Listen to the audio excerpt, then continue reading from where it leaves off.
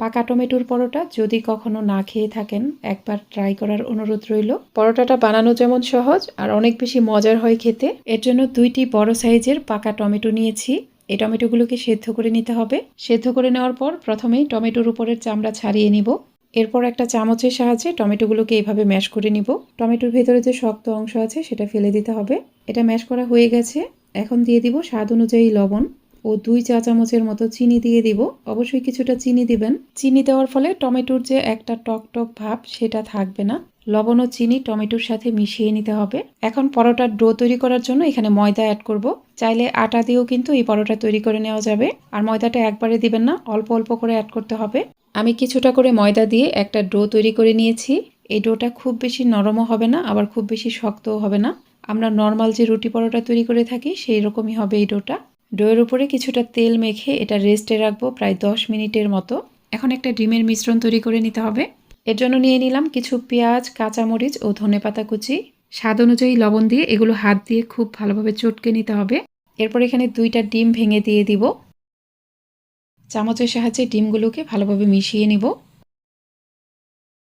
এদিকে 10 মিনিট পর আমাদের পরোটার ডোটা একদমই রেডি। এখন এই ডোটাকে ছোট ছোট করে ভাগ করে নিব। চেষ্টা করবেন সমান ভাগে ভাগ করতে, তাহলে সবগুলো পরোটা একই সাইজের হবে। এখান থেকে একটা অংশ নিয়ে পরোটা বানাতে চলে যাব। আমরা কম বেশি সবাই পরোটা বানাতে পারি, এখানে আসলে বলার কিছুই নেই। এই ডোয়ের উপরে কিছুটা ময়দা দিয়ে প্রথমেই একটা রুটি বেলে নিব। রুটির উপরে কিছুটা তেল ব্রাশ করে দিলাম। তেল ব্রাশ করার পর উপরে কিছু ময়দা দিয়ে দিতে হবে। পরোটা একদিক থেকে ভাঁজ করে এর উপরে তেল ব্রাশ করে তার উপরেও ময়দা দিয়ে দিতে হবে। পরোটা ভাঁজ করা হয়ে গেছে, এখন বেলে নিব। আমি 4 কোণা শেপের পরোটা বানালাম। আপনারা নিজেদের পছন্দ মতো যে কোনোভাবে এই পরোটা বানিয়ে নিতে পারবেন। এই পরোটা খুব বেশি মোটা করে বানাবেন না, একটু পাতলা করে বানাবেন। আমি এর পুরুত্বটা দেখিয়ে দিচ্ছি। পরোটা বানানো হয়ে গেছে। আমি যেই ডিমের মিশ্রণটা রেডি করেছিলাম সেখানে পরোটা দিয়ে দিলাম। এই ডিমের মিশ্রণের মাঝে পরোটাটাকে ভালোভাবে কোট করে নিতে হবে। খুব সাবধানে পরোটা উঠিয়ে সাথে সাথেই গরম তেলে দিয়ে দিতে হবে।